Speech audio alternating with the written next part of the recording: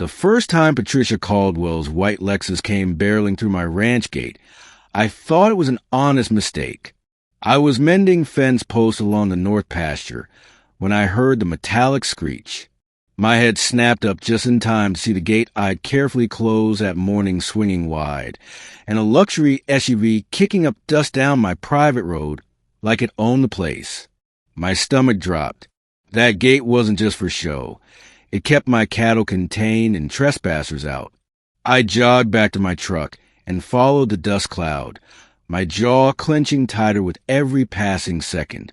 When I caught up, the Lexus was parked near my barn, and a woman in white capris and a sun visor was standing there, hands on her hips, surveying my property like she was a health inspector. "Excuse me," I called out, climbing down from my truck. "This is private property. You can't just drive through here." She turned to me with a smile that didn't reach her eyes. "Oh, I'm Patricia Caldwell, HOA president of Meadowbrook Estates." She said it like a question, like I should automatically know who she was. "I'm conducting a neighborhood survey to ensure all properties meet our community standards." I blinked. "Lady, I don't live in Meadowbrook Estates. My ranch has been here 40 years, long before your subdivision existed." Her smile faltered. "Well, your property borders ours, and that gate of yours is quite unsightly from our side. We'll need to discuss aesthetic improvements. I'll add it to our next meeting agenda. My gate stays, and you need to leave now." She sniffed, adjusted her visor, and walked back to her Lexus with the slow, deliberate pace of someone who'd never been told no in her life. As she drove away, she left my gate wide open again. I had to chase down 3 heifers before sunset. The second time happened 5 days later.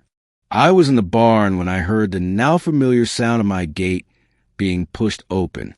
I walked outside to find Patricia's Lexus rolling through again, this time with another woman in the passenger seat. "What the hell?" I muttered, striding toward them. Patricia rolled down her window. "Oh, hello again. I'm just showing Denise here the property line concerns. Your fence is 6 inches over what we believe is a community easement. There is no easement. This is my land, all of it. You have the survey documents at the county office, if you want to check." "We'll see about that," Patricia said coolly. "I've already contacted our lawyer. And I'm telling you for the last time, stay off my property." She drove off, leaving the gate open again. This time, it took me 2 hours to round up the cattle. One of them had wandered onto the highway. I was lucky no one got hurt. I called the sheriff's office. Deputy Martinez came out, took my statement, and promised to have a word with Patricia. "Technically, it's trespassing," he said. "But unless you want to press charges or put up better barriers, there's not much I can do." That's when I knew I needed a different approach. The third time was a charm, or rather, the breaking point. I was having coffee on my porch at dawn when I saw the white Lexus coming down the road. My hands tightened around the mug as I watched Patricia's vehicle slow down, pause at my closed gate, and then, incredibly, she got out, opened it herself, drove through, and left it open behind her. This time she had 3 other women with her. They were taking pictures of my barn, my fence line, even my water troughs. Something inside me snapped. I walked down there slowly, my boots crunching on the gravel. "Patricia!" She spun around. "Oh, we're conducting a full property assessment. Your barn's paint is peeling, and it's visible from the Johnsons' backyard. That's a direct violation of... Get off my land. There's no need to be hostile. We're simply... Now!" She clutched her phone dramatically. "I'm documenting this aggressive behavior for our records." They left, and I stood there shaking with anger. But beneath the anger, a plan was forming. If the law couldn't stop her, and words couldn't stop her, maybe physics could. I spent the next 3 days preparing. I called my buddy Jake, who ran a mudding course on his property.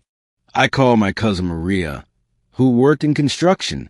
And I made a few calls to the county to ensure everything I was planning was perfectly, completely legal on my own private property. Then I waited. It took a week. But sure enough, early on a Saturday morning, I heard that gate creak open. I watched from my barn window as Patricia's pristine white Lexus rolled through, coming down the path toward my barn. She had a man in a suit with her this time, probably the HOA lawyer she'd mentioned. They made it about 100 yards past the gate before Patricia hit the brakes hard. Where there had once been packed dirt road, there was now a 15-foot wide, 8-inch deep trench of thick, soupy mud.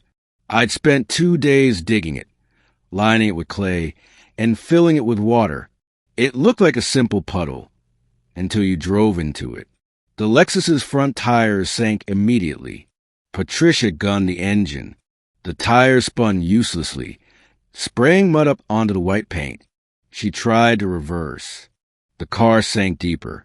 I walked out slowly, sipping my coffee, taking my time. Patricia's window rolled down. Her face was red. "What is this?" "Oh, that's my cattle crossing. They need a muddy area to walk through. Helps clean their hooves. Completely legal on my private property. Didn't think anyone else would be driving through here, seeing as it's, my private property. You did this on purpose." "I did this with my cattle. The question is, what are you doing here?" Didn't the deputy explain that this is called trespassing? The man in the suit spoke up. "We'll be filing a complaint with." "File whatever you want. I've got security cameras now." I pointed to the new cameras I'd installed on the barn and gate posts. "They caught you opening my gate, driving onto my property without permission, and ignoring multiple requests to leave. The sheriff has copies of my previous reports. So please file that complaint. I'm eager to show the judge the footage." Patricia's face went from red to pale. The lawyer whispered something to her. Now I continued, "I'm going to call Big Mike's Towing. They'll pull you out for about $300. And then you're going to close my gate behind you, and you're never going to set foot on my property again. Are we clear?" Patricia's hands gripped the steering wheel. Her jaw worked like she was chewing on words she couldn't quite spit out. Finally, she managed a tight nod. 2 hours later, Big Mike's truck pulled the Lexus free. The once pristine white SUV was covered in mud up to the windows. Patricia drove out slowly, and I watched as the lawyer got out and carefully, deliberately closed my gate behind them. I never saw Patricia's Lexus on my property again. A few weeks later, I got a formal letter from the HOA apologizing for any confusion regarding property boundaries and confirming they'd be respecting all private property rights going forward. I framed that letter and hung in my barn. Sometimes the best trap isn't complicated. Sometimes it's just a little mud, a lot of patience, and the satisfaction of watching someone learn that your property line isn't suggestion, it's a fact. And if they're going to keep driving where they don't belong, well, they better be prepared to get stuck.